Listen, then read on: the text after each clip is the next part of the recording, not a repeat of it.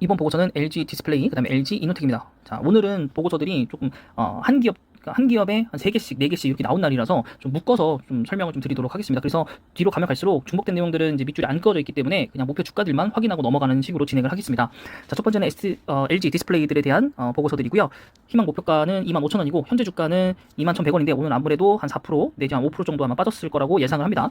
자, 4분기 매출액은 3분기 대비해서 20% 넘게 올랐고요. 영업이익 같은 경우는 10% 감소를 했습니다.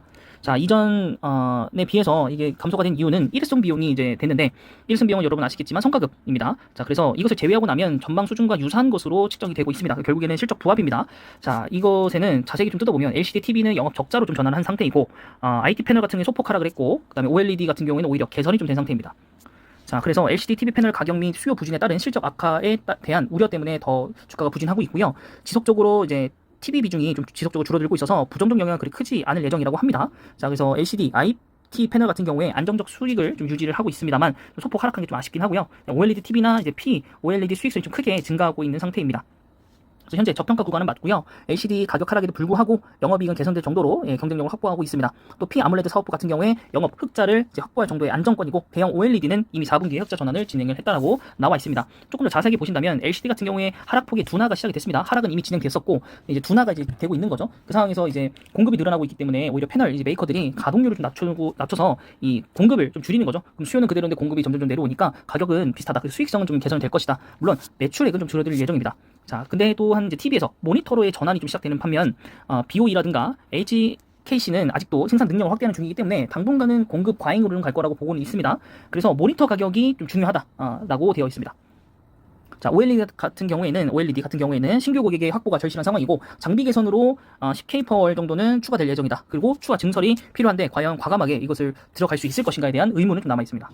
또한 4분기 물량은 예상 수준을 하회했는데 그 이유가 신규 경쟁사의 진입에 따른 영향이라고 보고 있고요. 이것은 상반기까지 좀 미칠 영향이라고 합니다. 자, 그럼 이제 다음 보고서를 보면 목표가 그대로 똑같이 25,000원입니다. 네, 자, 매출액은 21%, 영업이익은 마이너스 9%, 비슷하죠? 네, 여기도 비슷한 얘기를 하고 있습니다. 여기서는 그래도 시장 컨센서스를 매출액은 6% 상회했다, 조금 더 자세하게 나와 있고, 영업이익은 오히려 마이너스 25%까지 하회를 했다고 나와 있어요. 여기에 연말 일회성 비용이 측정된 거 똑같이 나와 있고요. 그 다음에 IT 제품용의 패널 같은 경우에는 이제 B2B에 향해 견조한 수익이 유지가 된다라고 되어 있습니다. 물론 감소폭이 좀 제한적일 것이라고 보고 있고, 계절적 비수기 때문에 또한 이런 문제들이 나오고 있다고 합니다. 그래도 1월 하반 월부터 재착 하락의 폭을 확대한 만큼 가격 추이에 따라서 영업이익이 추가적으로 하향될 수도 있으니 좀 보수적으로 접근하자고 얘기가 나오고 있고요. 네, 좀 바쁩니다. 네, 다음 이제 EBS 수준까지 나온 건데 실적치 하회라고 되어 있고, 여기는 26,000원으로 잡아놨습니다. 자, 여기도 뭐 비슷하고 3분기에 일부 모바일 고객향 판매가 회복이 되면 이익은 전분기 수준 유지될 것으로 추정됐으나 매출액이 급증했음에도 불구하고 이익률이 개선되지 못하고 있다. 이게 가장 큰 문제점 중에 하나는 이익률이 개선되지 않는다는 거. 그럼 얼마나 팔아야 더 올라가겠습니까? 라고 돼 있는 거죠. 그래서 나머지는 비슷한 상황이고요. 그 다음에 이제 키움증권에서 나온 거는 하향 보고서가 나와서 25,000원입니다.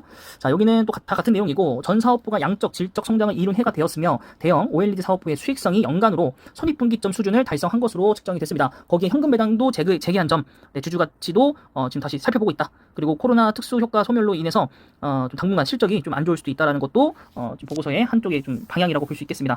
자, 그럼 거의 마지막인 것 같은데 LG 디스플레이 같은 경우에 20% 배당 상향을 했다고 합니다. 네, 조금 더 자세하게 나와서 한번 읽어봤고요. 이익 체력이 유지가 되는 거에 대한 자신감이고, 22년도 그러니까 1월 말부터 마무리 국면에 진입을 한다면 하반기에 상승을 할 거다. 어떤 게 LCD 판가 하락이 아까 첫 번째 그 기사에도 나왔다시피 최근에 그 감소 폭이 둔화되고 있다라고 되어 있어요. 근데 당분간은 공급 과잉이기 때문에 여기도 목표 주가는 25,000원으로 제시를 해놨습니다. 자, 이제는 주가가 굉장히 높이 올라간 LG 이노텍에 대해서 좀 알아볼 텐데요. LG 이노텍 같은 경우에는 50%, 28% 그리고 조합을 했습니다. 성장을 해나가면서 특히 북미 전략 고객향 신모델 공급 확대로 광학 솔루션 부분에서 분기 최대 매출과 영업이익을 기록을 했고요. 기판 소재 부분 또한 디스플레이향 소재 부분 약세에도 불구하고 기판 사업 소재로 매출이 증가했습니다.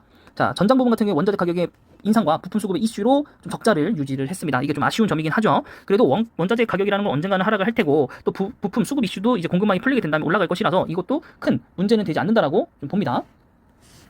자, 북미 전략 고객 신제품의 판매 호조 및 경쟁 우위 및 기반 고부가 제품 공급 확대 때문에 좀 올라갔고, 그 다음에 경쟁사의 코로나로 인하여 베트남 가동률이 하락했다. 이런 회사들이 좀 있죠. 이것 때문에 반사기를 받은 회사들도 있고, 그래서 이제 마켓쉐어는 이제 나중에는 하락할 수 있으나 신모델 카메라 스펙 업그레이드 출시로 인해서 ASP가 오히려 상승을 해서 또 나중에는 실적 성장으로 결국엔 이어질 것이다 라고 나와 있습니다. 그리고 계절적 비수기고 여기도 마찬가지로 그냥 차익 매물 실현이 나왔다라는 게 첫 번째 보고서고 목표 주가는 38만 원으로 사실 그렇게 크게 차이가 나지는 않습니다. 최근 주가가 많이 올랐기 때문에 그런 부분도 있을 거라고 봅니다. 그리고 두 번째 보고서는 39만 원으로 좀 하향을 진행을 했고요. 보시면은 영업이익 나온 대로 되어 있고 상여금 좀 반영됐습니다. 그거에도 불구하고 늘어났고 광학솔루션의 매출이 65%가 급증을 했고 신형 아이폰 그다음에 경쟁사들의 생산 차질 거기에 고성능 센서 시프트 카메라의 공급을 주도했다고 합니다. 그래서 FC, CSP가 빠듯하게 수급 여건과 그다음에 다변화된 고객 기반을 바탕으로 성장을 이끌었고요. 반도체 수급난 장기화 속에서도 자산 건강화 비용이 더해져서 적자폭을 확대를 했다고 합니다. 좀 뒤에 나온 말은 사실 뭔지 모르겠고 아무래도 그 회사가 좀 망할 수 있으니 좀 어느 정도 여유분을 좀 챙겨나라고 했던 그런 것 같습니다. 충당금 그런 느낌인 것 같아요. 자, 그리고 2분기부터는 성장세가 될 거라고 다시 보고 있습니다. 1분기에 이제 카메라 모듈 공급 방식이 변화가 생기고요. 보급형 신모델향 저사양 제품 출하로 믹스가 더 약화되고 감가상각비라든가 고정비 부담이 좀 증가할 것이다 라고 되어 있습니다.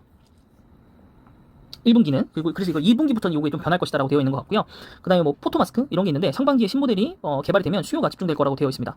그래서 2분기부터는 성장세가 돌았을 건데 하반기에 신형 아이폰도 나오고 자율주행 카메라 이런 것들 그다음에 배당 성향도 10% 이상을 유지를 했습니다.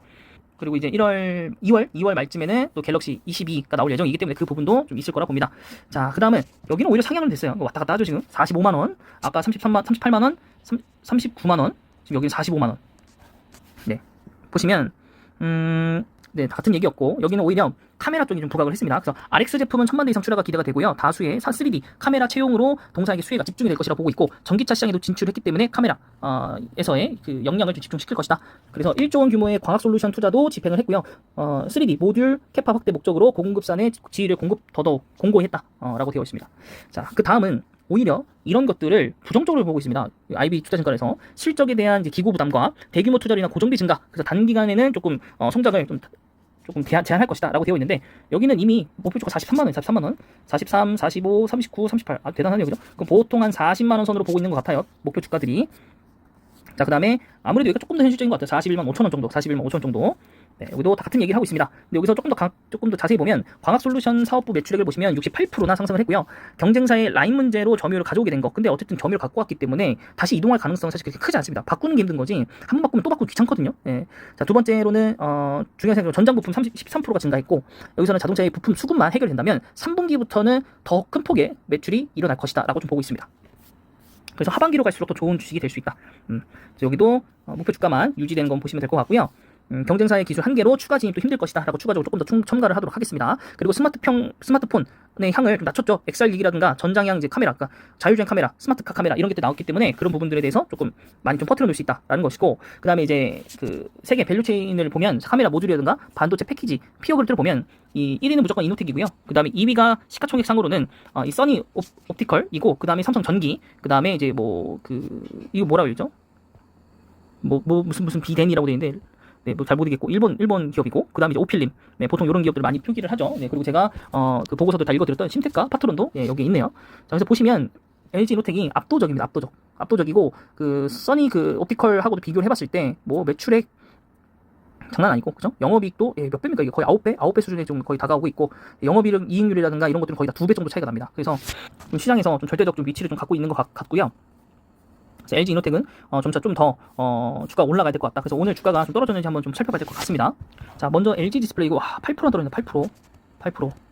야, 이거 8%면은 지금 이거 거의 뭐 저점 근처로 한 방에 다가왔고, 하루 만에 월봉으로는 거의 뭐 1년치를 다 깎아 먹었고요. 네, 그래서 여러분 한 18,000원 혹은 요 밑에까지 내려올 수 있고, 네, 상반기까지다 보니까 사실 뭐 여기까지 내려올 수 있지 않나, 12,000원 정도까지. 그래서 뭐 보수적으로 잡아보자면 18,000원 이하로 해가지고요, 관방세를 하다가 16,000원에서 15,000원 정도가 되면 매수를 조금씩 들어가고, 바닥은 한 12,000원 정도이지 않을까라는 생각을 좀 합니다. 굉장히 조금 주가 하락이 좀 크네요. 네. 또 급락 이후 이렇게 되어 있는데, 실적치를 밑돈다라고 되어 있는데 사실 밑도는 건 아니었죠. 영업이익이 안 좋았을 뿐. 지금 재무표를 보시더라도 배당도 다시 시작을 했고, 매출액 올라갔고, 영업이익 올라갔고, 단기수익률 올라갔는데 도대체 뭐가 실패인지 모르겠고, 또 분기 실적을 이어서 본다고 하더라도 매출 올라갔고요. 물론 단기수익률이 살짝 소폭 좀 왔다 갔다 하는 경향은 있지만 그래도 잘 올라가고 있는 상태였고, 일회성 비용이 반영된 거기 때문에 그게 아니었다면 성장을 했겠죠. 조금이라도. 네, 그래서 이 부분들은 좀 상당히 아쉬운 부분들은 맞는 것 같습니다. 그 다음에 LG 이노텍을 한번 보도록 하겠습니다. LG 이노텍 LG노텍은 예, 굳건합니다. 좋은 주식은 굳건합니다. 무슨 상황이 오더라도. 네, 고점 대비해서 그렇게 크게 많이 떨어지진 않았고 33만 원이 이 정도 좀 버틸 수 있죠. 최근 상을 봤을 때. 네, 근데 월봉하고 주봉을 보면 굉장히 급하게 좀 올랐기 때문에 조정을 좀 받을 거고 여기까지 좀 내려올 수 있죠. 항상 5개월 선에 좀 맞닿고 올라가는 경우들이 좀 많기 때문에 여기 한 8만 원, 7만 원 정도까지는 좀 여러분들이 좀 기다려 봐도 되지 않을까. 그래서 그때까지 좀 기다렸다가 매수하는 건 나쁘지 않을 것 같습니다. 그래서 배당 금액도 늘렸고요. 네, 매출액, 영업이익, 당기순이익 모두 다 상향되어 있습니다. PER 거기다가 8배밖에 되지 않습니다. 8배. 8배 밖에 되지 않고, 그다음에 경쟁업체인 삼성전기 한 번만 더 보도록 하겠습니다. 삼성전기 이따 볼 건데 한번 먼저 보면 네, 이런 식으로 주가가 형성되어 있습니다. 그래서 곧 이어서 올라갈 삼성전기에 대한 보고서도 여러분들이 관심 가져주시면 감사하겠습니다. 네, 이번 보고서는 여기까지고요. 영상이 마음에 드셨다면 구독과 좋아요 그리고 좋은 댓글들 부탁드릴게요.